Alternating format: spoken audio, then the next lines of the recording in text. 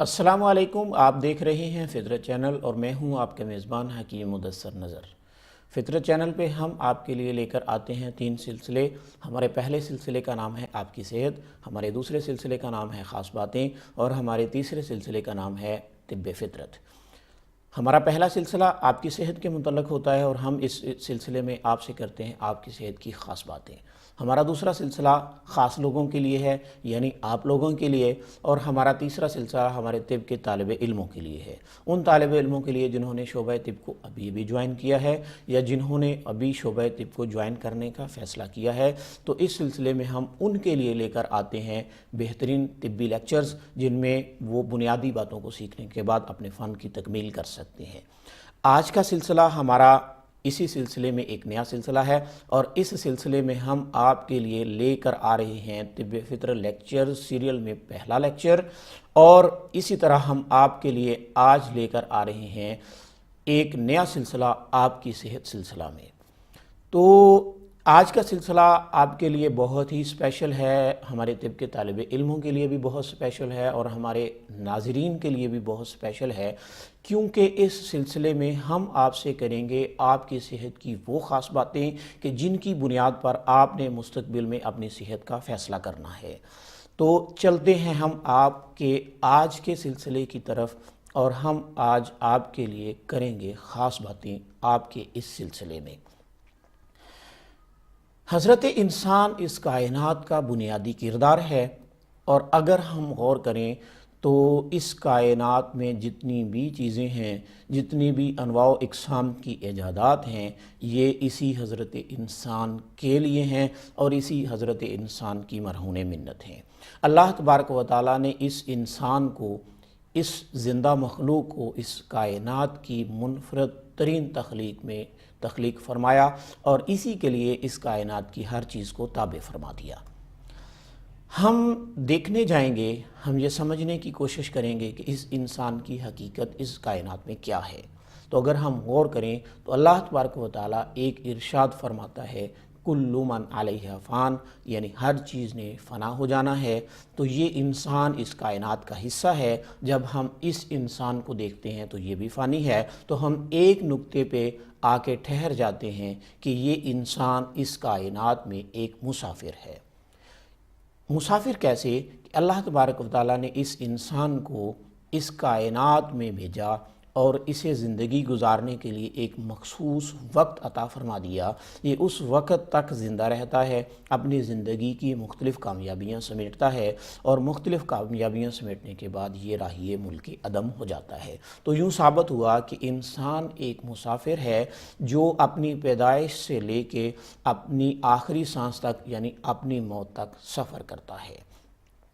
اس کائنات کا باسی ہونے کے ناطے، اس کائنات کا عظیم فرد ہونے کے ناطے انسان چاہتا ہے، اور ہر انسان کی یہ خواہش ہے کہ وہ ایک کامیاب زندگی گزارے۔ اب اگلا مرحلہ آتا ہے، سوال پیدا ہوتا ہے کہ کامیاب زندگی کیا ہے، اور کامیاب زندگی گزارنے کے لیے اس کی سب سے پہلی ضرورت کیا ہے۔ تو کامیاب زندگی گزارنے کے لیے جب ہم نے غور کیا کہ انسان کی سب سے پہلی ضرورت کیا ہے، تو ہمارے سامنے جو چیز ابھر کے آتی ہے، جو بات ابھر کے آتی ہے، وہ یہ ہے کہ انسان کے لیے سب سے پہلی ضرورت ہے صحت اور تندرستی۔ یعنی انسان کے لیے سب سے پہلی ضرورت ہے صحت اور تندرستی، صحت مند رہنا اس کی کامیاب زندگی کے لیے سب سے پہلی ضرورت ہے۔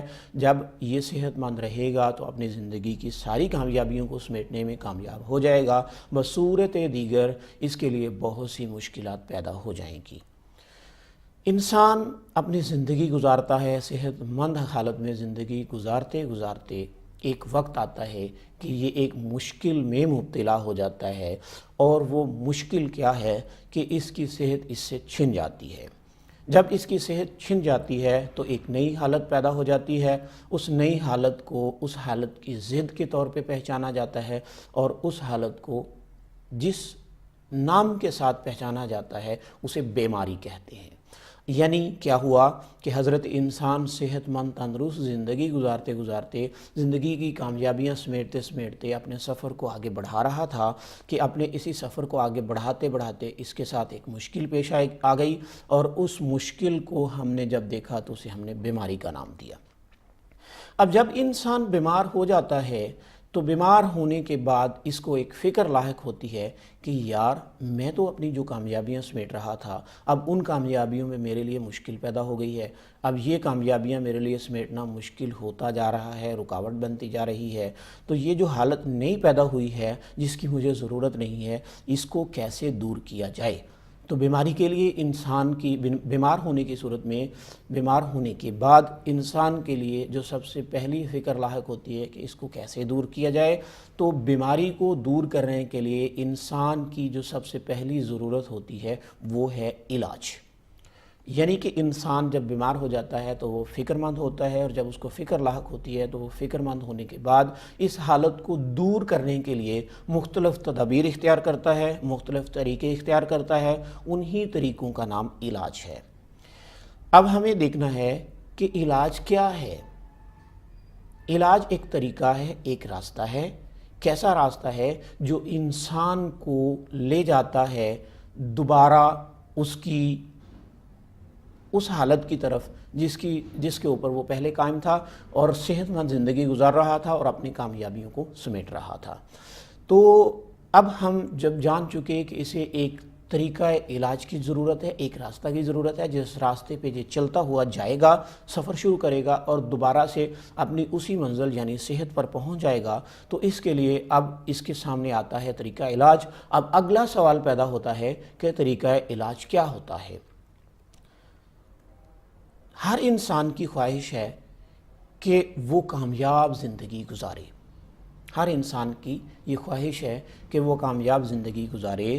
اب اگلا سوال پیدا ہوتا ہے کہ کامیاب زندگی گزارنے کے لیے اس کے پاس سب سے پہلی کون سی چیز ہونی چاہیے کہ جس کو یہ اختیار کرے تو وہ کامیاب ہو جائے؟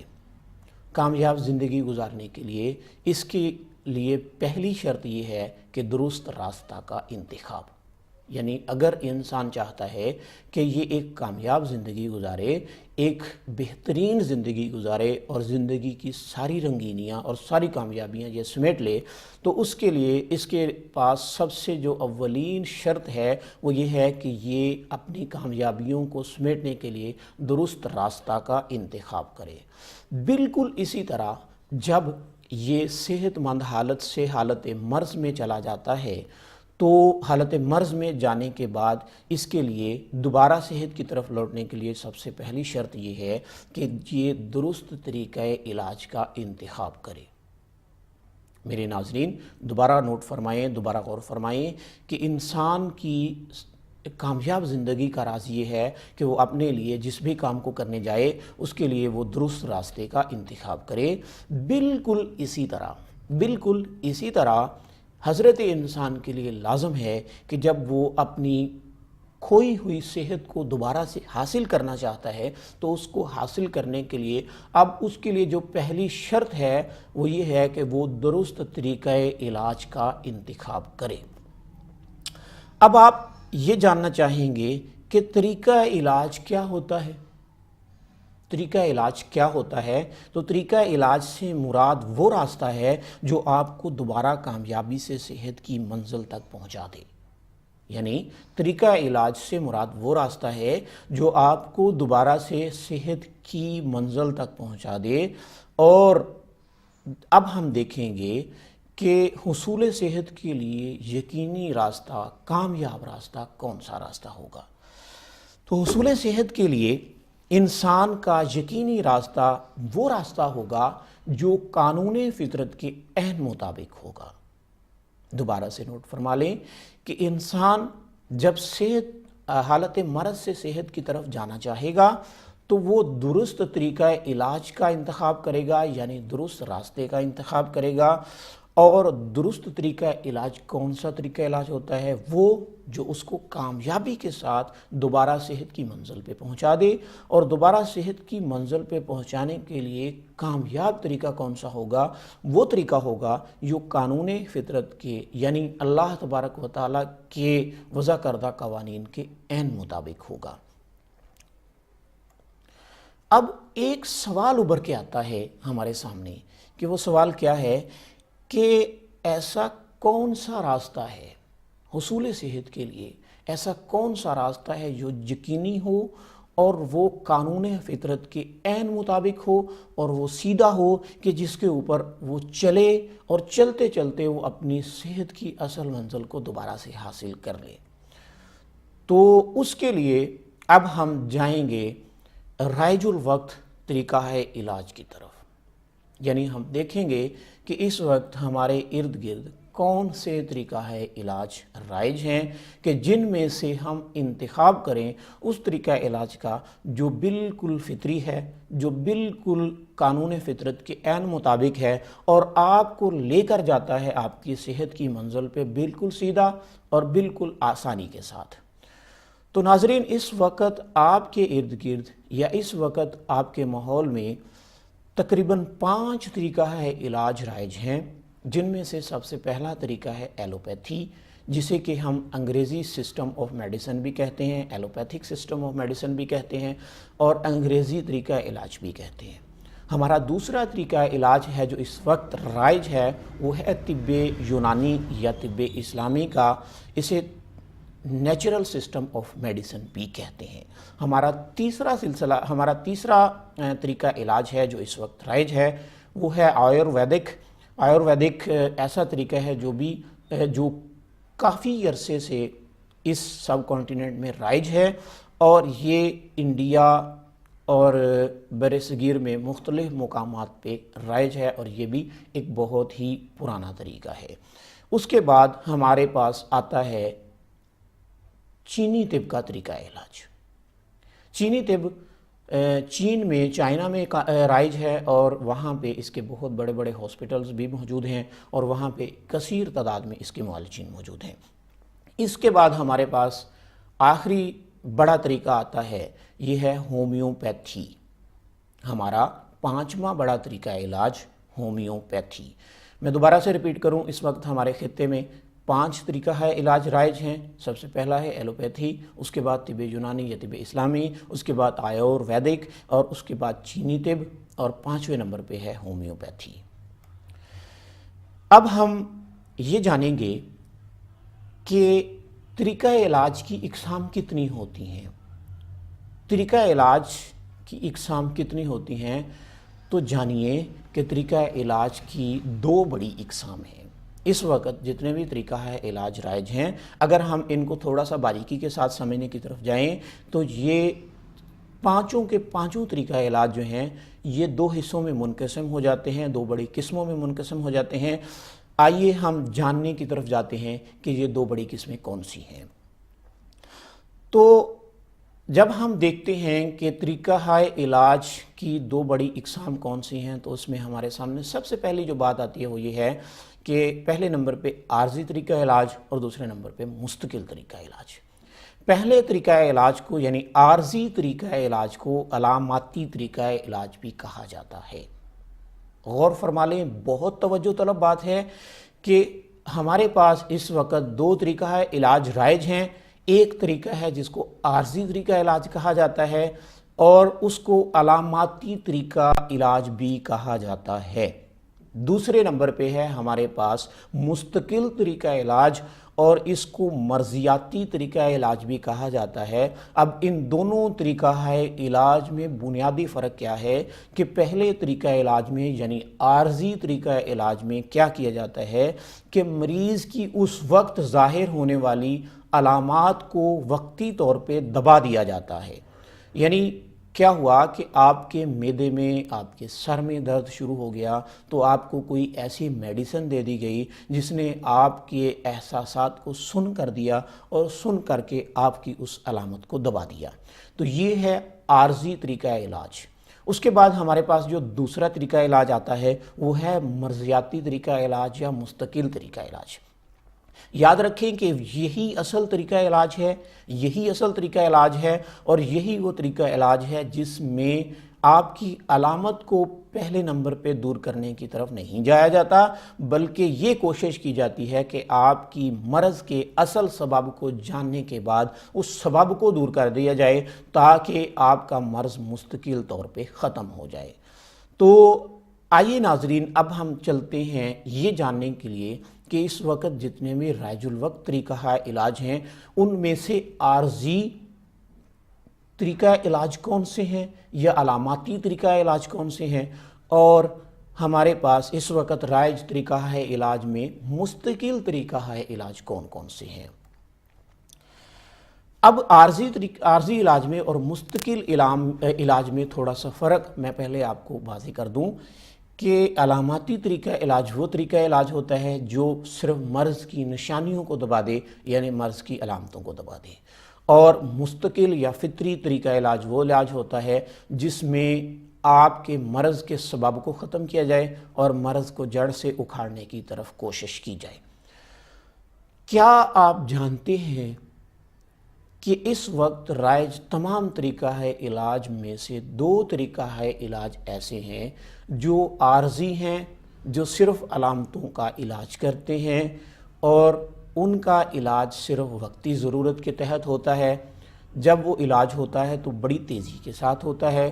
آپ کو اگر درد شروع ہوا ہے، آپ نے کوئی پین کلر ٹیبلٹ لی ہے تو آپ کی درد فوراً ہی ختم ہو جائے گی، چند منٹس میں، چند سیکنڈز میں، لیکن اس کے بعد کیا ہوتا ہے کہ تھوڑا وقت گزرنے کے بعد آپ کی وہ علامت دوبارہ سے ظاہر ہو جاتی ہے۔ نہ صرف وہ علامت ظاہر ہوتی ہے بلکہ اپنے ساتھ وہ 20 نئی علامتوں کو لے کر ظاہر ہوتی ہے۔ تو یہ طریقہ علاج ہیں، 2 طریقہ علاج ہیں۔ ان میں سے پہلا طریقہ علاج ہے ایلوپیتھی، یعنی انگریزی ادویات کا طریقہ علاج۔ ایلوپیتھک سسٹم آف میڈیسن میں علاج اس طرح کیا جاتا ہے کہ اگر آپ نے کہا ہے کہ مجھے دل کے مقام پہ درد ہے تو آپ کو کارڈیالوجسٹ کے پاس بھیج دیا جاتا ہے۔ کارڈیالوجسٹ آپ کے لیے 5 مختلف قسم کی ادویات کا انتخاب کر دیتا ہے اور آپ کو ایک ایڈوائز کرتا ہے کہ آپ نے ساری زندگی ان ادویات کو کھانا ہے۔ وہ ادویات کھاتے ہیں، آپ کی وہ متعلقہ تکلیف جس کے لیے آپ اس کے پاس گئے تھے وہ وقتی طور پہ دب جاتی ہے۔ اب ایسے ہوتا ہے کہ آپ وقت گزارنا شروع کر دیتے ہیں اور وقت گزارتے گزارتے ایک دن آپ کے سر میں درد شروع ہو جاتا ہے اور وہ سر کا درد مستقل رہنا شروع ہو جاتا ہے۔ تو آپ کے لیے اب دوبارہ سے مشکل کھڑی ہوتی ہے۔ آپ جاتے ہیں ایک نیورولوجسٹ کے پاس۔ نیورولوجسٹ آپ کے لیے ایک بہت سارے ٹیسٹ کرتا ہے، آپ کا بہت سارا پیسہ مختلف لیبارٹریز کی مد میں آپ کا ضائع کرواتا ہے، آپ کا استعمال کرواتا ہے، اور اس کے بعد آپ کو 2 نئی ٹیبلٹس لکھ دیتا ہے۔ آپ پوچھتے ہیں کہ پہلے میرے لیے جو کارڈیالوجسٹ ہے اس نے جو ادویات لکھی ہیں کیا میں ان کو بند کر دوں؟ تو آپ کو ایک نئی ایڈوائز جاری ہوتی ہے، وہ یہ ہوتی ہے کہ آپ ان کی ادویات کو جاری رکھیں اور ساتھ میں میری یہ 2 نئی ادویات بھی شامل کر لیں۔ تو اس طرح کرتے کرتے آپ کو جتنی بھی علامتیں ظاہر ہوں گی تو آپ کو اگر آپ کے کڈنیز میں کوئی ایفیکٹ آ گیا ہے کچھ عرصہ گزرنے کے بعد ان ادویات کے سائیڈ ایفیکٹ کے طور پہ، تو آپ کو نیفرالوجسٹ کے پاس بھیج دیا جاتا ہے، وہ آپ کے لیے نئی ادویات تجویز کر دیتا ہے۔ اسی طرح کرتے کرتے پھر ان ساری ادویات کے ملٹیپل ایکشن کے طور پہ آپ کے سامنے ڈائبٹیز ظاہر ہو جاتی ہے، تو آپ کو ایک نئے معالج کے پاس بھیج دیا جاتا ہے، وہ آپ کا ڈائبٹیز کا یا شوگر کا علاج شروع کر دیتا ہے۔ یہ وہ مشاہدات ہیں جو روزانہ کی زندگی میں ہمارے سامنے ظاہر ہوتے ہیں۔ اسی طرح یہ ہمارا ایلوپیتھک سسٹم آف میڈیسن ایسا سسٹم آف میڈیسن ہے جس میں آپ کے لیے صرف آپ کی علامتوں کا عارضی علاج کیا جاتا ہے۔ ادویات مہنگی ہوتی ہیں، تیز اثر ہوتی ہیں، کھاتے ہی فوراً آپ کو محسوس ہوتا ہے کہ آپ کو بہت زیادہ فائدہ ہو گیا ہے، لیکن اصل میں ہوتا یہ ہے کہ اس میں ان ادویات میں تیز قسم کے الکلائڈز ہوتے ہیں، تیز قسم کے احساسات کو شل کر دینے والے، احساسات کو سن کر دینے والے اثرات ہوتے ہیں، جن کو لیتے ہی آپ کے احساسات مفلوج ہو جاتے ہیں اور آپ ایسے محسوس کرتے ہیں کہ جیسے آپ کا سر کا درد ختم ہو گیا، آپ ایسے محسوس کرتے ہیں کہ جیسے آپ کے دل کا درد ختم ہو گیا، آپ ایسے کرتے ہیں کہ ایسے محسوس کرتے ہیں کہ جیسے آپ کا بلڈ پریشر نارمل رہنے لگ گیا، جبکہ ایسا کچھ بھی نہیں ہے۔ یہ سارا صرف ایک وقتی دھوکہ ہے جس میں مبتلا ہو کے آپ 20 نئی بیماریوں کو اپنے جسم کے اندر پال رہے ہوتے ہیں۔ اس کے بعد آتا ہے ہمارا دوسرا طریقہ علاج جسے ہم ہومیوپیتھک سسٹم آف میڈیسن کہتے ہیں۔ ہومیوپیتھک سسٹم آف میڈیسن ایک علاماتی طریقہ علاج ہے. اس میں بھی جتنی علامات آپ کے ذہن میں ہوتی ہیں، آپ کے جسم میں ہوتی ہیں، ان کو ایک پیپر پہ نوٹ کر لیا جاتا ہے، اور نوٹ کرنے کے بعد ان کے مماثل کسی دوا کی تلاش کی جاتی ہے. بہت شاذ و نادر مماثل دوا ملتی ہے. جب مماثل دوا ملتی ہے تو اس کے بعد اس کو اپلائی کیا جاتا ہے تو آپ کی علامت وقتی طور پہ دب جاتی ہے. تو ہمارے سامنے دو طریقہ ہے علاج ظاہر ہوئے. پہلا طریقہ علاج ہے ایلوپیتھک سسٹم آف میڈیسن، یہ بھی عارضی طور پہ مریض کا علاج کرتا ہے. اور ہمارا دوسرا طریقہ علاج ہے، یہ ہے ہومیوپیتھک سسٹم آف میڈیسن، یہ بھی علاماتی علاج کرتا ہے، گو کہ اس میں کبھی کبھار کچھ علامتیں مستقل طور پہ بھی ٹھیک ہو جاتی ہیں. تو اب وہی بات ہمارے سامنے آ جاتی ہے کہ ایلوپیتھی اور ہومیوپیتھی میں علامات مرض کو عارضی طور پر دبا دیا جاتا ہے، جو بعد میں 20 نئی امراض کی صورت میں ظاہر ہوتی ہیں. بہت خطرناک بات ہے، توجہ سے سنیے، اپنے ذہنوں میں بٹھا لیجئے. آپ کی پریشانیاں اس وقت، اب آپ تھوڑا سا اس لیکچر کو مکمل سننے کے بعد غور کیجئے گا، اپنی زندگی کا ریویو کیجئے گا. آپ دیکھیں گے کہ کسی زمانے میں آپ کو سر کا درد شروع ہوا تو آپ کو ایڈوائز کی گئی کہ جی آپ پیناڈول کی گولی لے کے کھا لیں، پیناڈول ٹیبلٹ لیں میڈیکل سٹور سے، آپ اس کو کھا لیں. آپ نے پیناڈول کھائی، آپ کا سر درد ختم ہو گیا. سر درد ختم ہوتے ہی آپ کے لیے 4 دن کا آرام مل گیا. 4 دن کے بعد دوبارہ سے سر درد شروع ہوا تو آپ نے سوچا کہ میں نے پیناڈول کھائی تھی، تو پیناڈول کھانے کے بعد میری درد ٹھیک ہو گئی تھی، تو اب مجھے دوبارہ سے پیناڈول لینی چاہیے. تو کیا کرتے ہیں کہ یہی پیناڈول آپ بار بار لینا شروع کر دیتے ہیں، اور یہ پیناڈول آپ کو ایڈکٹ کرنا شروع کر دیتی ہے. کیا ہوتا ہے کہ پھر ایک وقت ایسا آتا ہے کہ آپ پیناڈول پہلے 4 دن بعد لے رہے تھے، پھر دوسرے دن میں آ گئے، پھر تیسرے دن میں آ گئے، اور پھر ایک دن میں آ گئے. اب آپ روزانہ پیناڈول لے رہے ہیں تو آپ کا سر درد ٹھیک ہے، ادروائز آپ کے لیے جتنی بھی مشکلات ہیں وہ بڑھتی جا رہی ہیں. اسی طرح اگر آپ کے جوڑوں میں درد شروع ہو گیا ہے، یعنی آپ کا وجہ المفاصل یا گٹھیا کا درد شروع ہو گیا ہے، آرتھرائٹس شروع ہو گیا ہے، تو آپ کو ایک تیز قسم کی پین کلر میڈیسن دی جاتی ہے. اس کے کھاتے ہی آپ کو فوراً آرام مل جاتا ہے، آپ اپنے لیے ایزی اور کمفرٹیبل محسوس کرتے ہیں. اس کے بعد کیا ہوتا ہے، پہلے یہ دوا آپ کو ایک ہفتے میں 1 مرتبہ لینی پڑتی ہے، اس کے بعد یہ 6 دن میں آ جاتی ہے، پھر 5 دن میں آ جاتی ہے، پھر 4 دن میں آ جاتی ہے، اور پھر اس کے بعد کرتے کرتے روزانہ آپ کو یہ میڈیسن لینی پڑتی ہے. ادروائز آپ ایک قدم بھی چلنا مشکل ہو جاتا ہے آپ کے لیے.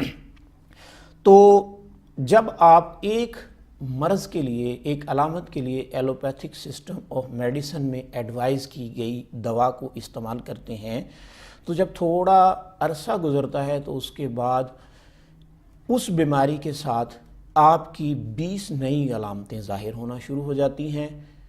پتہ چلتا ہے کہ آپ کا لیور فیٹی ہو گیا ہے، پتہ چلتا ہے کہ آپ کے گردے بالکل فیل ہونے کے قریب پہنچ چکے ہیں، کڈنی فیلئر کے آپ ڈیزارڈرز میں جانے والے ہیں یا جا چکے ہیں. پتہ چلتا ہے کہ آپ تو ڈائبیٹک بھی ہو گئے، پتہ چلتا ہے کہ آپ تو ڈائبیٹک بھی ہو گئے، پتہ چلتا ہے کہ آپ کا لیور گریڈ 3 میں فیٹی ہو چکا ہے، پتہ چلتا ہے کہ آپ تو لیور سیروسس کے آخری درجے میں پہنچ چکے ہیں. ناظرین، یہ تحفہ ہے انہی ہی ادویات کا جو آپ اپنے سیلف میڈیکیشن کی صورت میں روزانہ میڈیکل سٹور سے خرید کے استعمال کرتے ہیں، یا کسی اسپیشلسٹ کے کہنے پہ کہ یہ اس دوا کو آپ نے ساری زندگی کھانا ہے، آپ مسلسل استعمال کرتے ہیں. تو پھر کیا ہوتا ہے کہ سائیڈ ایفیکٹس کے طور پہ 20 نئی علامتیں، سائیڈ ایفیکٹس کے طور پہ 20 نئی علامتیں آپ کے جسم کے اندر گھر کر جاتی ہیں. اس بات کے مصدقہ ثبوت موجود ہیں، اور انٹرنیٹ پہ اگر آپ جائیں گے آپ دیکھیں گے side effects of allopathic medicines, تو آپ کو اتنی سائٹس ملیں گی جن میں آپ کو سینکڑوں مضر اثرات کے پرچے دکھائے جائیں گے کہ پیناڈول کھانے سے یہ ہوتا ہے، آپ کو ڈسپرین کھانے سے یہ ہوتا ہے، آپ کو ڈیکلوفینک سوڈیم کھانے سے یہ ہوتا ہے، آپ کو ایلوپیتھی کی یہ دوا کھانے سے یہ ہوتا ہے، یہ ہوتا ہے، یہ ہوتا ہے. یہ ایک لمبی لسٹ ہے. آپ جائیں گوگل پہ سرچ کریں، آپ کو پتہ چلے گا کہ جو ادویات آپ سیل میڈیکیشن میں فوری آرام حاصل کرنے کے لیے استعمال کر رہے ہیں وہ کس قدر آپ کی زندگی کو خطرناک ترین عذابوں میں مبتلا کرتی جا رہی ہے۔ تو ناظرین آگے چلتے ہیں، اب ہم دیکھیں گے ایک حیران کن راز کو سمجھنے کی کوشش کریں گے۔ حیران کن راز کیا ہے؟ طب یونانی یا اسلامی، آیورویدک، چینی طب، یہ تینوں طریقہ ہے علاج فطری اور مستقل طریقہ ہے علاج ہیں۔ دوبارہ غور کیجئے، سنیے، سمجھیے۔ طب یونانی یا اسلامی، آیورویدک اور چینی طب ایسے طریقہ ہے علاج ہیں جو مستقل طریقہ ہے علاج ہیں، جو فطرت کے عین مطابق ہیں۔ یہ فطرت کے مطابق مرض کے اصل سبب کو دور کرنے کی طرف جاتے ہیں، جس سے مرض مستقل طور پہ جسم انسان سے نکل جاتا ہے اور انسان دوبارہ سے تندرست زندگی گزارنا شروع کر دیتا ہے۔ تو ہم نے پہلے غور کیا کہ ہمارے سامنے 5 طریقہ ہے علاج ہیں جو اس وقت بڑے طریقہ ہے علاج ہیں جو رائج ہیں۔ ان میں سے پہلا طریقہ علاج ہے ایلوپیتھک سسٹم آف میڈیسن، دوسرا طریقہ علاج ہے ہومیوپیتھک سسٹم آف میڈیسن، تیسرا طریقہ علاج ہے طب یونانی یا طب اسلامی سسٹم آف میڈیسن یا نیچرل سسٹم آف میڈیسن۔ ہمارا چوتھا طریقہ علاج ہے چینی طب، ٹریڈیشنل چائنیز میڈیسن بھی اسے کہتے ہیں، اور ہمارا پانچواں طریقہ ہے آیورویدک سسٹم آف میڈیسن، اسے ویدک سسٹم آف میڈیسن بھی کہا جاتا ہے۔ تو پھر ہم نے جانا کہ ان طریقہ ہے علاج کو اگر ہم سمجھیں تو ہمارے سامنے ایک راز کھل کے آتا ہے کہ ان میں سے کچھ طریقہ ہے علاج تو ایسے ہیں کہ جو عارضی علاج کرتے ہیں، جو ٹیمپریری علاج کرتے ہیں، اور کچھ طریقہ ہے علاج ایسے ہیں جو مستقل علاج کرتے ہیں۔ جب ہم نے ڈیٹیل جانی تو ہمیں پتہ چلا کہ 2 طریقہ ہے علاج، یعنی allopathic system of medicine, allopathic system of medicine یعنی انگریزی ادویات کا طریقہ علاج، اور ہومیوپیتھک سسٹم آف میڈیسن یعنی میٹھی ادویات کا طریقہ علاج۔ یہ دونوں عارضی طریقہ ہے علاج ہیں اور یہ دونوں علامات کا علاج کرتے ہیں، یہ دونوں مرض کو دبانے کی طرف جاتے ہیں جس سے مریض کو وقتی طور پہ ریلیف مل جاتا ہے۔ دوسرے سسٹم میں جب ہم نے دیکھا تو ہمارے سامنے ایک قسم ظاہر ہوئی جس میں ہم نے دیکھا کہ علاج ہوتا ہے مستقل بنیادوں پہ، اور مستقل بنیادوں پہ فطری علاج جو ہے اس کے لیے جب ہم نے غور کیا تو ہمارے سامنے 3 طریقہ علاج ظاہر ہوئے۔ پہلے طریقے کا نام ہے طب یونانی یا اسلامی یعنی نیچرل سسٹم آف میڈیسن، ہمارا دوسرا طریقہ علاج ہے آیورویدک سسٹم آف میڈیسن، اور ہمارا تیسرا طریقہ ہے traditional Chinese system of medicine. تو اب ہم جائیں گے مستقل علاج کے لیے اس بات کی طرف کہ وہ کون سا طریقہ علاج ہے جو ان تینوں طریقہ ہے علاج میں سب سے منفرد اور سب سے مستقل بہترین فطری بنیادوں پہ استوار ہے۔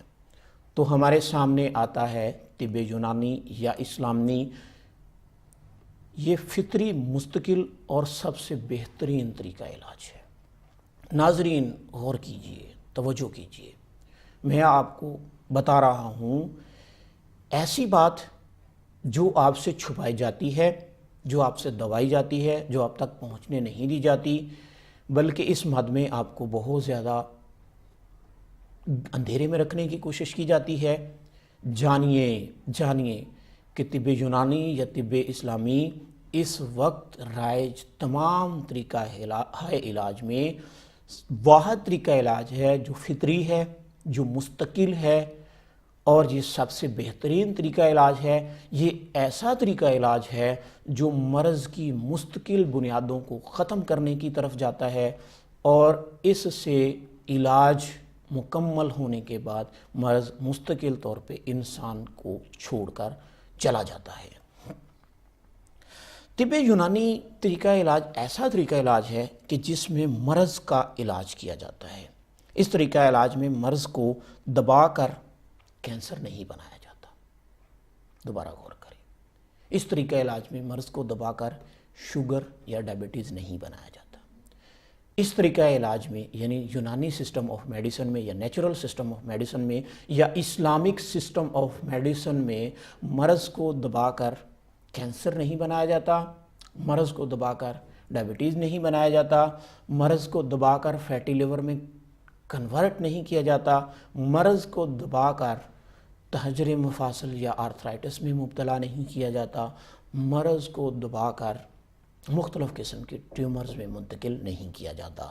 تو آپ کے سامنے آیا فطرت کا بہترین طریقہ علاج یعنی طب اسلامی، نیچرل سسٹم آف میڈیسن یا طب یونانی۔ یہ ایسا طریقہ علاج ہے جو مستقل بنیادوں پہ آپ کے مرض کے سبب کو دور کر کے آپ کے مرض کو مکمل طور پہ ختم کرنے کی طرف جاتا ہے۔ اب اس کو ان دونوں سسٹم کے جو طریقہ علاج ہیں ان کو سمجھنے کی طرف جاتے ہیں۔ اس کے لیے میں ایک مثال آپ کے سامنے رکھوں گا کہ آپ ایک راستے پہ سفر کرتے ہیں اپنی گاڑی پہ، ایک مقام پہ جاتے ہیں اور روزانہ اسی مقام پہ آپ کی گاڑی کا ٹائر پنکچر ہو جاتا ہے۔ آپ تھوڑا سا آگے جاتے ہیں، پنکچر لگواتے ہیں، ہوا بھرواتے ہیں اور اپنے سفر کی طرف چلے جاتے ہیں۔ اب روزانہ اس راستے پہ سفر کرتے ہیں، جب بھی آپ اس مقام پہ پہنچتے ہیں آپ کی گاڑی اکثر و بیشتر وہاں پہ پنکچر ہو جاتی ہے، اور آپ کیا کرتے ہیں کہ آپ وہاں پہ تھوڑا آگے جاتے ہیں، پنکچر لگواتے ہیں اور اپنا سفر مکمل کر لیتے ہیں۔ اب یہاں پہ ایک سوال پیدا ہوتا ہے۔ وہ سوال کیا ہے؟ وہ سوال یہ ہے کہ کیا جو حل آپ نے نکالا ہوا ہے یہ ٹھیک ہے؟ یہی حل ہے؟ تو یقیناً آپ کا یہ جواب ہوگا کہ نہیں، بالکل بھی نہیں، یہ اس کا حل نہیں ہے۔ تو حل کیا ہے؟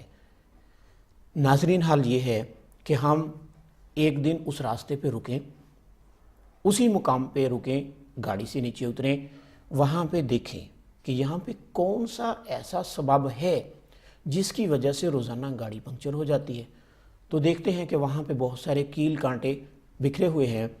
تو اب آپ کو کرنا کیا ہے؟ آپ کو کرنا یہ ہے کہ وہاں سے کیل کانٹے اٹھا کے ان کو سائیڈ پہ پھینک دیں۔ اب آپ کا مسئلہ حل ہو گیا۔ اب آپ روزانہ جب اس مقام سے گزریں گے تو آپ کی گاڑی پنکچر نہیں ہوگی۔ یہی فرق ہے بنیادی طور پہ ایلوپیتھک سسٹم آف میڈیسن میں اور طب یونانی یا نیچرل سسٹم آف میڈیسن میں، یعنی عارضی طریقہ علاج میں اور مستقل طریقہ علاج میں۔ عارضی طریقہ علاج کیا ہے کہ آپ نے اپنی گاڑی کو پنکچر لگوا لیا اور آپ چلے گئے۔ مستقل طریقہ علاج یہ ہے کہ آپ نے وہاں پہ دیکھا کہ کون سا ایسا سبب ہے جس کی وجہ سے کون سی ایسی وجہ ہے جس کی بدولت میری گاڑی اسی مقام پہ روزانہ پنکچر کیوں ہوتی ہے۔ یعنی کیا ہوا کہ آپ کا سر درد شروع ہوا، آپ نے سر درد کے لیے پیناڈول لے لی، درد تو ختم ہو گیا، لیکن اگلے دن دوبارہ درد شروع ہو گیا۔ اب ایلوپیتھک سسٹم اور میڈیسن میں تو یہی ہوتا ہے کہ آپ روزانہ آپ پیناڈول لیتے رہیں، آپ جناب ڈسپرین لیتے رہیں، آپ کوئی بھی میڈیسن لیتے رہیں، آپ کا وہ بار بار کا پنکچر تو ریوائز ہوتا رہے گا، لیکن آپ کا سبب دور نہیں ہوا۔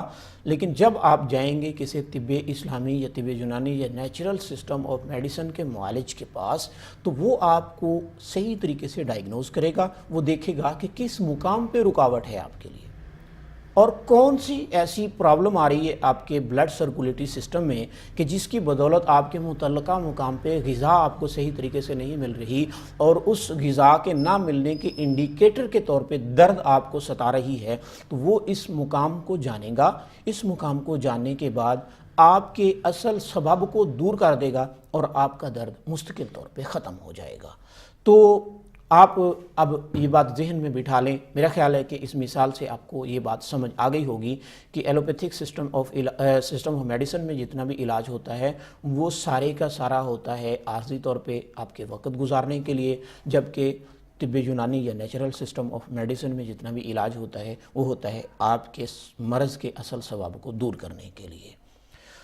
تو اس کے بعد اب یاد رکھیں، میں تھوڑا سا آپ کو بتا دوں کہ طب یونانی یا نیچرل سسٹم آف میڈیسن کیا ہے۔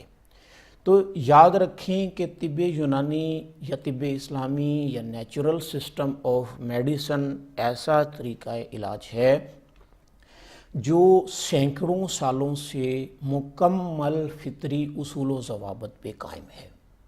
یعنی طب اسلامی یا طب یونانی کے بنیادی قوانین ایسے قوانین ہیں کہ جو سینکڑوں سال گزر جانے کے باوجود آج بھی اپنی مصدقہ حیثیت میں قائم ہیں، اور آج بھی اٹل حقیقت کے طور پہ قائم ہیں کہ آج بھی کوئی بندہ، کوئی محقق ان کے بنیادی اصول و ضوابط کو رد نہیں کر سکا۔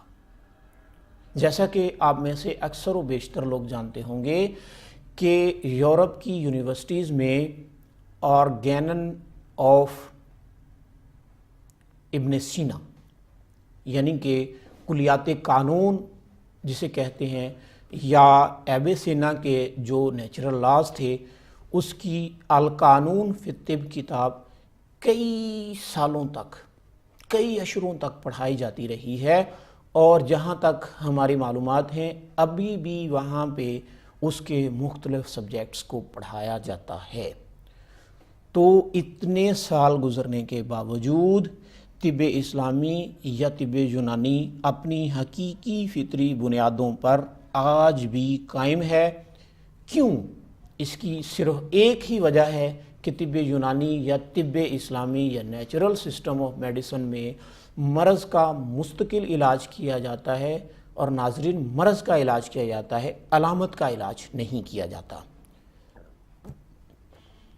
اب سب سے حیران کن بات کیا ہے؟ حیران کن بات یہ ہے کہ موجودہ دور میں، آج کے دور میں ایک بڑی پریشان کن بات ہے، وہ یہ ہے کہ فطری ہونے کے باوجود، اصولی ہونے کے باوجود، اصل ہمدرد ہونے کے باوجود، انسان دوست ہونے کے باوجود، سب سے زیادہ بدنام کیا جاتا ہے نیچرل سسٹم آف میڈیسن کو، یا یونانی سسٹم آف میڈیسن کو، یا اسلامک سسٹم آف میڈیسن کو۔ جب ایک مریض کسی ایلوپیتھک سسٹم آف میڈیسن کے معالج کے پاس جاتا ہے تو ہوتا کیا ہے کہ اپنی ناکامیوں کو چھپانے کے لیے، اپنی ان جو اندھیریاں ہیں ان کو چھپانے کے لیے ایک بات اس سے پوچھی جاتی ہے کہ تو کسی حکیم کے پاس علاج کے لیے تو نہیں گیا؟ تو نے کبھی دیسی طریقہ علاج کی ادویات استعمال تو نہیں کی؟ تو نے کوئی یونانی دوا تو نہیں کھائی؟ اگر وہ کہتا ہے کہ میں نے نہیں کھائی تو اسے یہ کہا جاتا ہے کہ خبردار، زندگی میں کبھی بھی ایلوپیتھک، کبھی بھی یونانی دوا استعمال نہیں کرنی۔ کیوں؟ کہتے ہیں جی یہ تو گردے فیل کر دیتی ہے، کہتے ہیں جی یہ تو جگر کو خراب کر دیتی ہے، کہتے ہیں کہ یہ تو کچے کشتے دیتے ہیں، حالانکہ حقیقت اس کے برعکس ہے۔ اس کے لیے انشاءاللہ ایک مفصل سلسلہ نشر کیا جائے گا جس میں ہم بتائیں گے کہ کون سی ادویات یا کون سی چیزیں کڈنی فیلئر کے بنیادی اسباب میں شامل ہیں۔ تو جب ہم اگر غور کریں، چلے میں یہاں پہ تھوڑا سا ڈیفائن کرتا جاؤں کہ کشتہ کیا ہے۔ عام طور پہ کشتوں کی مد میں طب یونانی یا طب اسلامی کو بدنام کیا جاتا ہے۔ تو کشتہ ایک ٹرم ہے، ایک اصطلاح ہے، ایسی اصطلاح کہ جس میں ایسی دوا کو جو سخت جسم رکھتی ہو اس کو اس قابل بنایا جائے کہ وہ انسان کے جسم کے اندر جذب ہونے کے لائق ہو جائے، یعنی وہ پریزرویبل ہو جائے، تو اس پروسیس سے گزرنے والی دوا کو کشتہ کہا جاتا ہے۔ اب ناظرین، انتہائی حیران کن بات یہ ہے کہ جن ادویات کا کشتہ کیا جاتا ہے طب یونانی میں، ان ادویات کو اگر میں چیدہ گنواؤں تو ان میں آئرن ہے، ان میں کیلشیم ہے، ان میں آپ کا کاپر ہے، ان میں آپ کی زنک ہے، ان میں آپ کی چاندی ہے، اور ان میں آپ کا گولڈ ہے۔ اس طرح کی مختلف چیزیں ہیں جن کو کشتہ کر کے، یا اس میں مختلف قسم کے حجریات ہیں جیسے کہ یاقوت، زمرد، مرجان، مروارید وغیرہ وغیرہ. تو یہ وہ چیزیں ہیں جن کو آکسائڈ کیا جاتا ہے، بہترین پروسیس سے گزار کے آکسائڈ کیا جاتا ہے یونانی سسٹم آف میڈیسن میں. اور ان پروسیس سے گزارنے کے لیے بعض چیزیں تو ایسی ہیں کہ جن کو کم و بیش 6 ماہ کے وقت سے گزرنا پڑتا ہے، تب جا کے یہ آکسائڈ ہوتی ہیں یا پروسیس ہوتی ہیں. تو اس سسٹم کے تحت پروسیس شدہ دوا کو کشتہ کہا جاتا ہے، اور الزام یہ دیا جاتا ہے کہ حکیم یعنی نیچرل سسٹم آف میڈیسن کا طبیب کشتے کھلاتا ہے. تو آئیے اب ہم آپ کو میں آپ کو ایک اصلی حقیقت کی طرف لے کے جاتا ہوں کہ ہوتا کیا ہے کہ آپ کے پٹھوں میں درد شروع ہوتا ہے، آپ کے جسم کے کسی مقام پہ کوئی ویکنس آتی ہے تو آپ کسی ماہر معالج کے پاس جاتے ہیں، یعنی کہ کسی ایلوپیتھک اسپیشلسٹ کے پاس جاتے ہیں. ایلوپیتھک اسپیشلسٹ آپ کے لیے ایک multi vitamin, high potency multi vitamin tablet یا کوئی ایک دوا تجویز کر دیتا ہے. جیسا کہ مثال کے طور پہ سربیکس زیڈ. اگر سربیکس زیڈ کی کمپوزیشن پہ آپ جائیں تو اس میں آپ کو کیلشیم بھی ملے گا، اس میں آپ کو آئرن بھی ملے گا، اس میں آپ کو فاسفورس بھی ملے گا، اس میں آپ کو زنک بھی ملے گا، اور اس میں بہت سارے ایسے منرلز ملیں گے جن کو طب یونانی یعنی نیچرل سسٹم آف میڈیسن میں کشتہ کہا جاتا ہے. اب سوال پیدا ہوتا ہے کہ اگر کشتے اتنے ہی مضر ہیں، اگر کشتے واقعتاً گردوں کو فیل کر دیتے ہیں، اگر کشتے واقعتاً گردوں کا بیڑا گرک کرتے ہیں، جگر کو فیٹی کر دیتے ہیں، آپ کے معدے کا ستیاناش کر دیتے ہیں، تو کیوں ان کمپنیوں نے ان کشتوں کو سربیکس زیڈ کا حصہ بنایا؟ یہ سوال ہے نا کہ سربیکس زی لیں، سربیکس ٹی لیں، ویڈلین لیں، کوئی لیں، آپ کو ایک لمبی فہرست ملے گی کن چیزوں کی؟ کشتوں کی. ناظرین کشتوں کی. اب غور فرمائیں کس دوا میں؟ ایلوپیتھک سسٹم آف میڈیسن کی ملٹی وٹامنز میں. کوئی سا ملٹی وٹامن اٹھا کے دیکھ لیں، آپ کو اس کے اندر کم از کم 4 سے 5 کشتے ضرور ملیں گے. اب آئیے کہ گردے کیسے فیل ہوتے ہیں. انسان کو اللہ تبارک و تعالیٰ نے موسٹ سینسٹیو پرسن بنایا ہے. انسان کو اللہ تبارک و تعالیٰ نے موسٹ سینسٹیو پرسن بنایا ہے، یعنی یہ اتنا حساس ایک زندہ جاندار ہے کہ آپ تصور نہیں کر سکتے.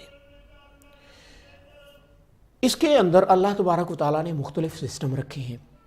ایک سسٹم ایسا ہے کہ جسے امیون سسٹم کہا جاتا ہے، اس کی قوت مدافعت کا سسٹم.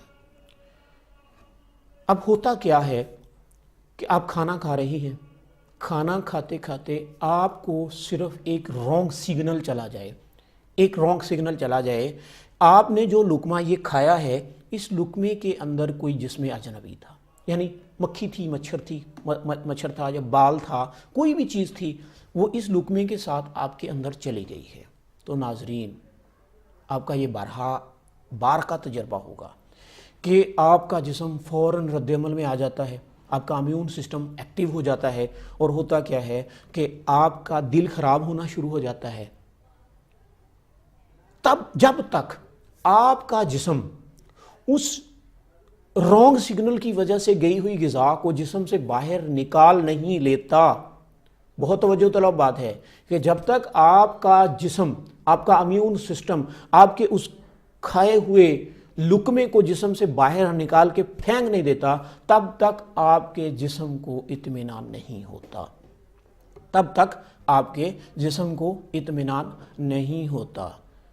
اب کیا ہوتا ہے کہ یا تو وومیٹنگ شروع ہو جاتی ہے، یا آپ کو اسہال اور پیچس آنے شروع ہو جاتے ہیں، ڈائریا شروع ہو جاتا ہے. تو کیا ہوتا ہے کہ جب تک آپ کے جسم سے وہ جسم اجنبی خارج نہیں ہو جاتا، تب تک آپ کو سکون نہیں آتا. اب غور کریں کہ اتنا حساس اور اتنا سینسٹیو آپ کا جسم ہے کہ جو ایک چھوٹے سے جسم اجنبی کے شائبے کو برداشت نہیں کرتا اور اپنی کھائی ہوئی غذا کو باہر پھینک دیتا ہے. اب جب ایک ملٹی وٹامن اس کے اندر جاتی ہے تو کیا ہوتا ہے؟ اب فرض کریں آپ کے جسم میں آئرن کی کمی ہے، 100 یونٹ آئرن کی کمی ہے۔ ہوتا یہ ہے کہ آپ کے ایلوپیتھک سسٹم آف میڈیسن میں کوئی پیمانہ نہیں ہے کہ یہ میئر کر لیا جائے کہ کتنا آئرن آپ کو چاہیے، کتنا زنک چاہیے، کتنا جناب آپ کو کیلشیم چاہیے، کتنا فاسفورس چاہیے، کتنے آپ کو مختلف قسم کے سالٹس چاہیے، منرلز چاہیے، کوئی پیمانہ نہیں ہے۔ ہوتا کیا ہے کہ آپ کے لیے ایک بہترین قسم کی مہنگی جس میں بہت اچھا کمیشن بنتا ہے دوا ملٹی وٹامن کے طور پہ آپ کو لکھ دی جاتی ہے، آپ سے کہا جاتا ہے کہ آپ اس کو کھائیں اور کھانے کے بعد مجھے دوبارہ سے آگے چیک اپ کروائیں۔ فرض کریں آپ کے جسم میں 100 یونٹ کیلشیم یا آئرن کی کمی تھی، آپ نے ایک ٹیبلٹ لی، اس کے اندر 20 یونٹ کیلشیم یا آئرن ہے فرض کریں۔ اب کیا ہوتا ہے کہ آپ اس کو استعمال کرنا شروع کر دیتے ہیں۔ اگر 100% آپ کا وہ انجذاب ہوا ہے تو اس کے بعد کیا ہے کہ 5 دن کے بعد آپ کی وہ ڈیفیشنسی پوری ہو جانی چاہیے۔ چلے مان لیتے ہیں کہ پورا 100% جو ہے وہ ریزرویشن کا عمل مکمل نہیں ہوتا، 5% ہو جاتا ہے، 20% ہو جاتا ہے، 50% ہو جاتا ہے، تو کیا ہوتا ہے کہ آپ مسلسل اس دوا کو استعمال کرتے رہتے ہیں۔ اب آپ کے پاس کوئی پیمانہ نہیں ہے کہ آپ کی وہ ڈیفیشنسی مکمل ہوئی ہے کہ نہیں، وہ ختم ہوئی ہے کہ نہیں۔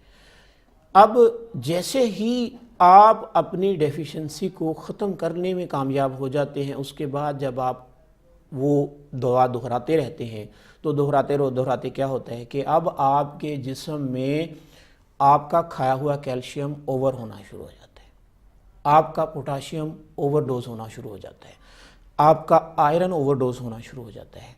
اب ایک خاص حد تک آپ کا جسم اس کو برداشت کرتا ہے، لیکن کیا ہوتا ہے کہ ہر بار اس کھائی ہوئی چیز کو بالکل ویسے ہی جس میں اجنبی کے طور پہ نکالنا پڑتا ہے، یعنی اس آئرن کو، اس کیلشیم کو، اس فاسفورس کو، اس لیڈ کو، اس کاپر کو نکالنا پڑتا ہے، اور نکالنے کے لیے آپ کے گردوں کو بہت زیادہ کام کرنا پڑتا ہے۔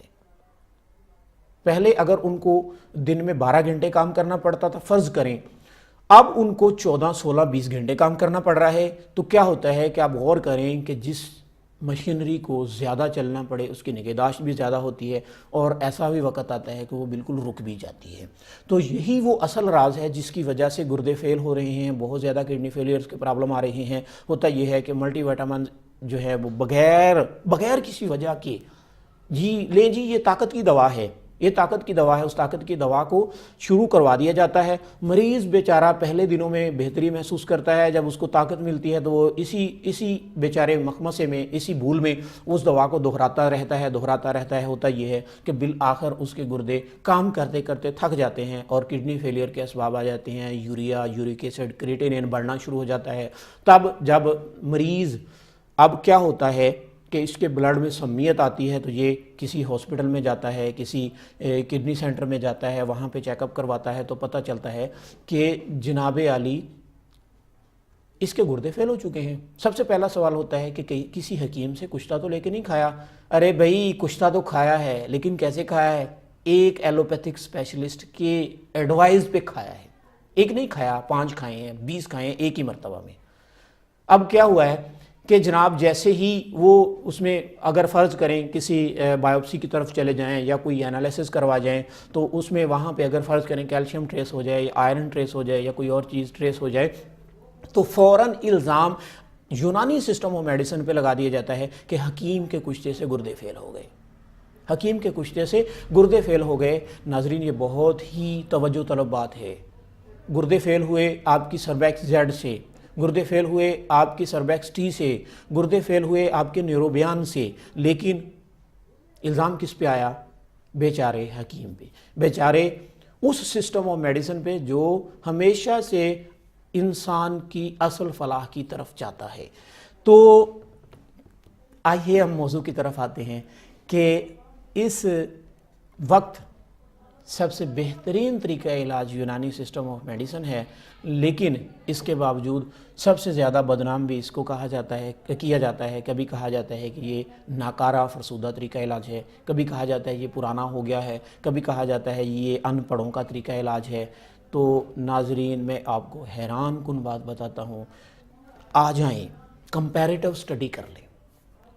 آج بھی آپ کو طب یونانی یا اسلامی سسٹم آف میڈیسن کے جو بیسک لاز ہیں ان میں رتی برابر بھی تبدیلی محسوس نہیں ہوگی، لیکن اگر کمپیریٹو سٹڈی میں آپ ایلوپیتھک سسٹم آف میڈیسن میں جاتے ہیں، بڑے ہی بہترین سنیریو میں ایک میڈیسن کی پروونگ کی جاتی ہے، مارکیٹ میں اس کے بہترین پروپیگنڈے کے بعد اس کو لانچ کیا جاتا ہے، 6 ماہ کے لیے وہ میڈیسن آپ کے پاس چلتی ہے، اس کے بعد اس کو بند کر دیا جاتا ہے۔ کیوں؟ کیا ہوا؟ کتنی ہی ادویات ایسی ہیں جن کو آپ جانتے ہوں گے کہ وہ آئیں، انہوں نے بہترین بزنس کیے اور بہترین بزنس کرنے کے بعد ان کو بند کر دیا گیا۔ اگر وہ اتنی ہی ایفیکٹو میڈیسنز تھیں، اگر وہ بالکل سائنٹیفک میئرز پہ اڈاپٹ کی گئی تھیں، اگر ان کو بہترین سائنسی پیمانوں پہ پرکھا گیا تھا، جانچا گیا تھا، ان کی بہترین پروونگ ہوئی تھی، تو پھر کیا ضرورت پیش آ گئی کہ ان کو بند کرنا پڑا؟ ناظرین، اصل راز یہی ہے کہ انہوں نے بہت سے لوگوں کی زندگیوں کا بیڑا غرق کر دیا۔ اصل راز یہ ہے کہ انہوں نے بے شمار لوگوں کے گردے فیل کر دیے۔ کتنی ہی میڈیسنز ایسی ہیں جن کے برانڈز بند ہو چکے، آپ نیٹ پہ جائیں، گوگل سرچ کریں، آپ کو پتہ چلے گا کہ کیسی حال ہی میں آپ نے دیکھا ہے کہ کتنی ایسی میڈیسنز آئی ہیں جو بلڈ پریشر کے لیے استعمال ہوتی تھیں، لیکن انہوں نے کتنے بیچارے معصوم لوگوں کی زندگیوں کو کینسر میں مبتلا کر کے بیڑا غرق کر دیا۔ جن لوگوں نے بزنس کرنا تھا ان کا بزنس ہو گیا، جن لوگوں نے اپنی فیکٹریاں ڈیولپ کرنی تھی ان کی فیکٹریاں ڈیولپ ہو گئیں، بیچارہ غریب پس گیا، کینسر زدہ ہو گیا۔ ایک ہی کمانے والا فرد تھا گھر کا، لیکن ہوا کیا کہ آپ کی بلڈ پریشر کی دوا سے کینسر کی نظر ہو گیا اور ساری فیملی بیچاری رل گئی، گھر بک گیا، بچے جن کو ابھی سکول جانا تھا وہ سکول نہیں جا سکے، جن کو ابھی کھیلنے کے دن تھے وہ کھرادیے کی دکان پہ کام کر رہے ہیں، وہ ورکشاپس میں کام کر رہے ہیں۔ ہائے، کیا کیا جائے؟ چلیں آتے ہیں ہم دوبارہ ٹاپک کی طرف کہ طب یونانی یا یونانی سسٹم آف میڈیسن یا نیچرل سسٹم آف میڈیسن یا اسلامک سسٹم آف میڈیسن ایسا طریقہ علاج ہے جو آپ کے لیے حتمی علاج، آپ کے مرض کے سبب کا علاج کرتا ہے، تو اس سے آپ کی مرض مکمل طور پہ ختم ہو جاتی ہے۔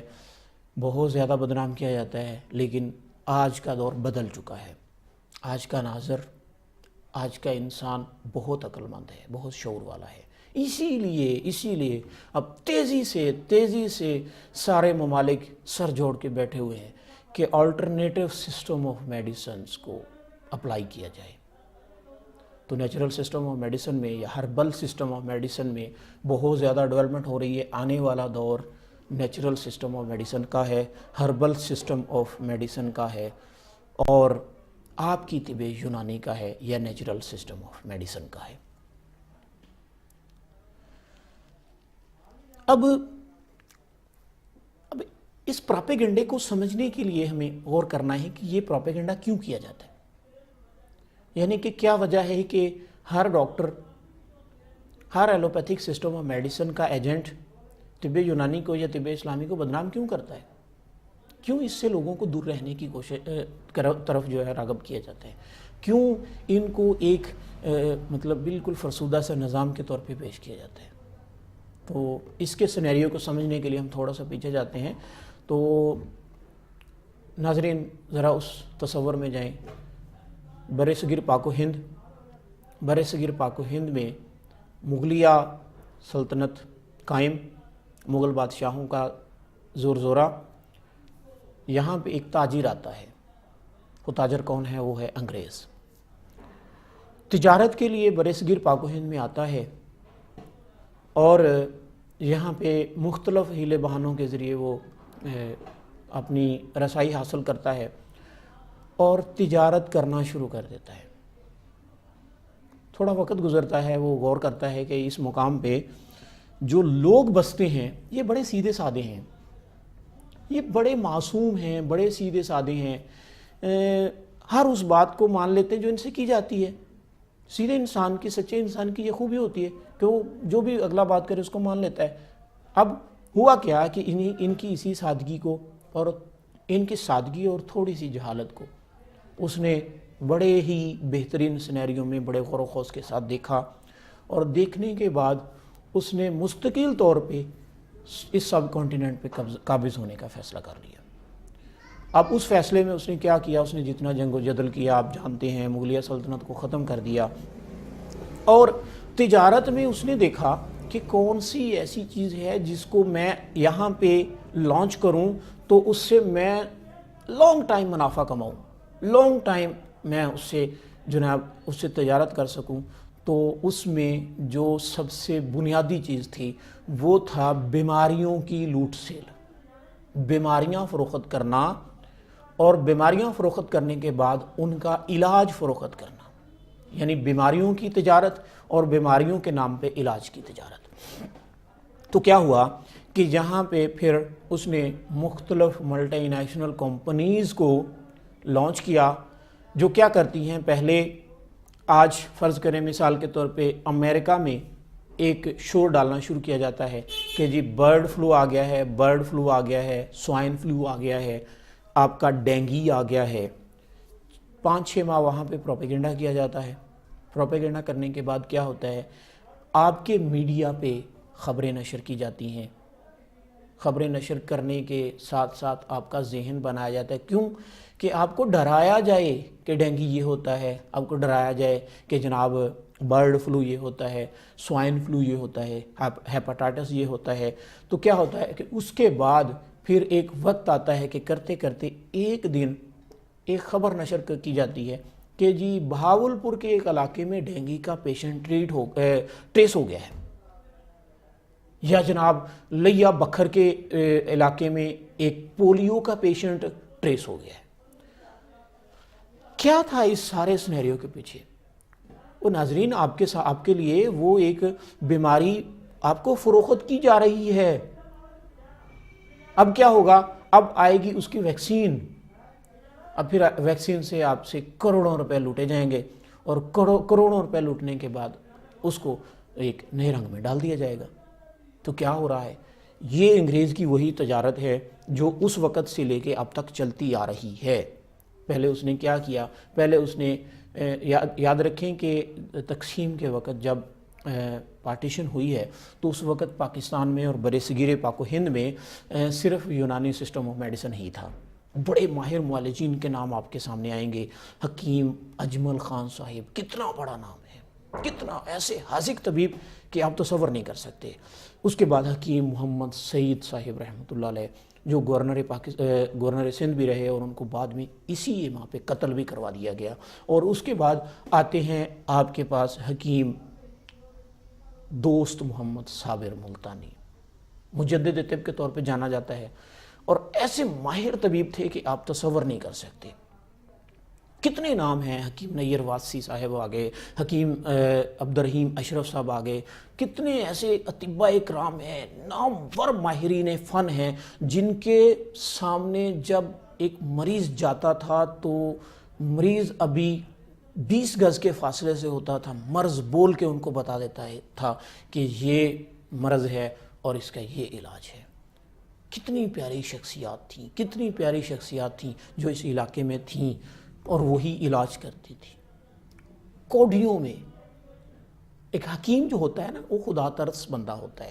اس کا کام کیا ہوتا ہے کہ کوشش کرے کہ اللہ کی دکھی مخلوق کو بہترین طریقے سے اس کی مشکل سے نکال دے۔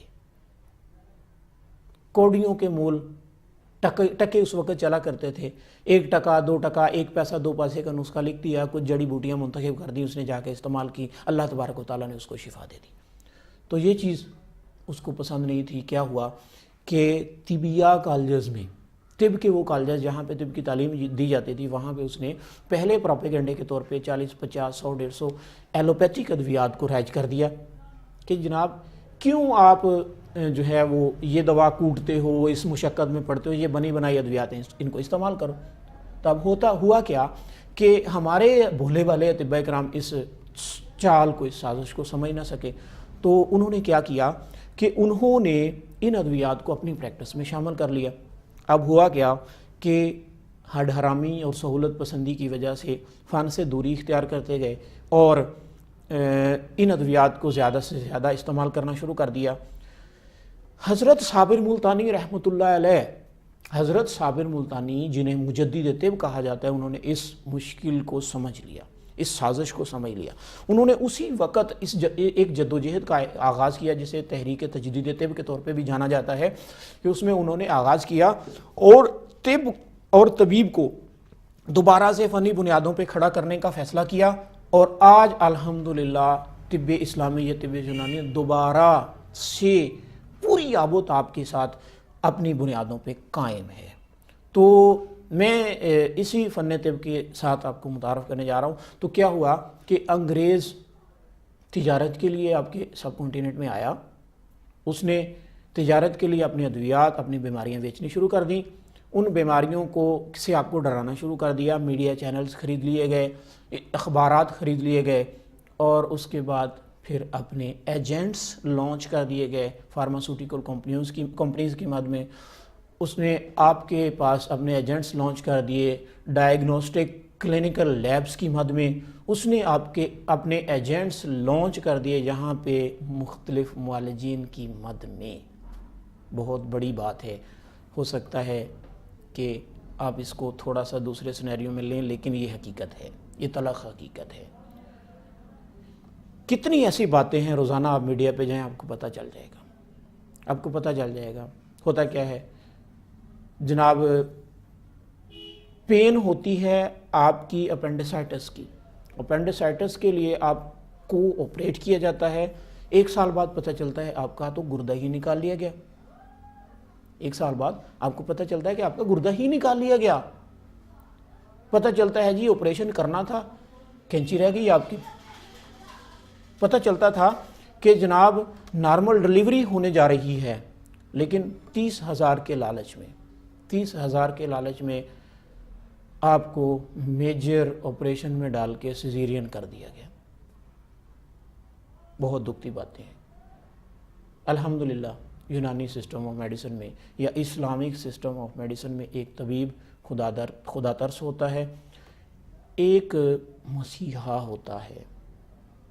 وہ کبھی بھی الحمدللہ کبھی بھی اس کی توجہ آپ کی جیب کی طرف نہیں ہوتی، کبھی بھی مرض بگاڑنے کی طرف نہیں ہوتی، ہمیشہ اسی کوشش میں ہوتا ہے کہ آپ کے مرض کے سبب کو دور کرے تاکہ آپ کا اس مرض سے چھٹکارا ہو جائے۔ انگریز آپ کی مرض کو ختم کرنا نہیں چاہتا، بہت بڑی بات ہے، توجہ سے سنیں۔ انگریز آپ کے مرض کو ختم کرنا نہیں چاہتا، کیوں؟ اگر وہ آپ کے مرض کو ختم کرے گا تو اس کی ادویات کی تجارت ختم ہو جائے گی۔ اس لیے لوگ اس سسٹم آف میڈیسن کو بدنام کرتے ہیں، دن رات بدنام کرتے ہیں۔ اس کے معالجین کو ان پڑھ کہا جاتا ہے، اس کو فرسودہ طریقہ علاج کہا جاتا ہے، اس کو پرانا طریقہ علاج کہا جاتا ہے۔ ان چیزوں سے بدنام کیا جاتا ہے جو استعمال خود کروائی جاتی ہیں۔ کہتے ہیں جی کشتے گردے فیل کر دیتے ہیں، کھلائے تو آپ نے خود تھے۔ کہتے ہیں جی کہ اسٹیرائڈز جو ہیں وہ اس کے خون سے ملے ہیں، تو اسٹیرائڈز تو آپ نے کھلائے تھے، ڈیکسامیتھاسون تو آپ نے دی تھی، سولوکارٹف تو آپ نے دی تھی، کتنی چیزیں ہیں ایسی جو آپ دیتے ہیں۔ وہ بھائی جس سسٹم میں لوگ زیادہ تر اس وقت جس کے چنگل میں آ رہے ہیں، جب اس کے ادویات استعمال کر رہے ہیں تو ان کے بلڈ کیمیکلز میں، بلڈ کے نمونوں میں وہی چیزیں ٹریس ہوں گی جو آپ استعمال کروا رہے ہیں۔ اگر ایک بندے کے گردے فیل ہو گئے ہیں کیلشیم کی اوور ڈوز سے یا آئرن کی اوور ڈوز سے یا جناب کاپر کی اوور ڈوز سے، تو بھائی کس نے کھلایا ہے؟ ملٹی وٹامن تو آپ نے کھلائی ہے، سرویکس جی تو آپ نے کھلائی ہے، سرویکس ٹی تو آپ نے کھلائی ہے۔ حکیم بیچارے کا کیا قصور؟ یونانی سسٹم آف میڈیسن کا کیا قصور؟ لیکن یہ ہوتا رہے گا، یہ ہوتا رہے گا۔ کیوں؟ کیونکہ اگر یہ ہونا بند ہو گیا، لوگ اس طریقہ علاج کی طرف جائیں گے جیسا کہ پہلے ہی لوگوں کا الحمدللہ بہت اعتماد ہے۔ 20 ہسپتالوں کے چکر کاٹنے کے بعد جب انہیں لا علاج کہہ دیا جاتا ہے تب مریض کو پھر آخری کرن کے طور پہ طب یونانی یا اسلامک سسٹم آف میڈیسن ہی نظر آتا ہے۔ اور الحمدللہ سینکڑوں مریض ہمارے پاس ایسے ہیں کہ جن کو مختلف لوگوں نے لا علاج کر دیا، اور بے فضل ہی تعالی اللہ کے فضل و کرم سے ہمارے معالجین نے ان کو علاج کیا، ان کے مرض کو ختم کیا، اور وہ الحمدللہ کئی سالوں سے خوش و خرم کامیاب زندگی گزار رہے ہیں۔ اب آج کا ہمارا ٹاپک تھا کامیاب زندگی کیسے گزاری جائے، طریقہ علاج کون سا کامیاب ہے اور کس کو انتخاب کیا جائے۔ تو آج کے ٹاپک میں ہم نے یہ ساری باتیں جانی۔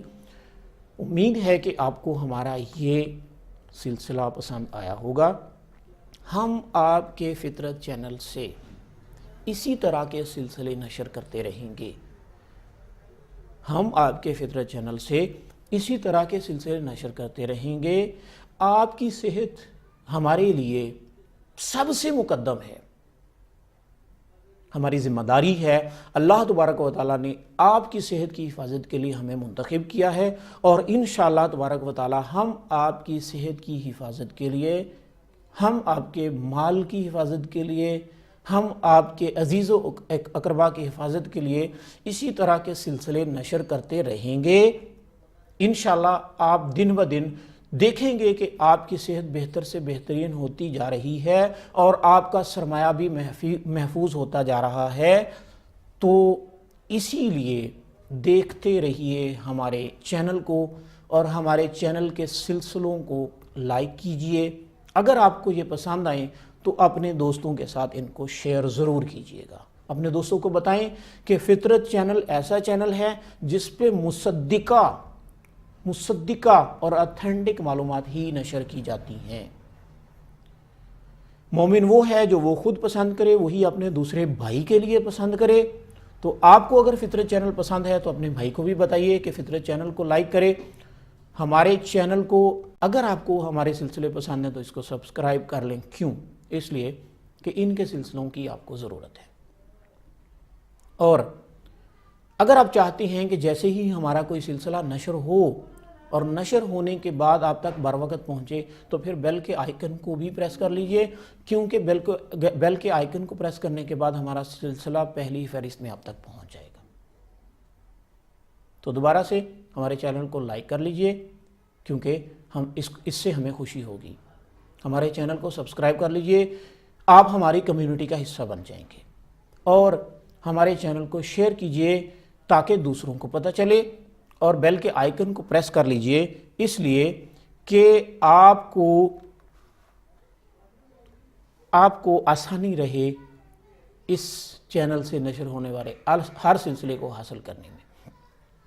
اب تک کے لیے اتنا ہی، میں اجازت چاہوں گا۔ آپ کا میزبان، آپ کا معالج حکیم مدثر نظر، آپ کا چینل فطرت چینل دیکھتے رہیے، اسے پسند کیجئے۔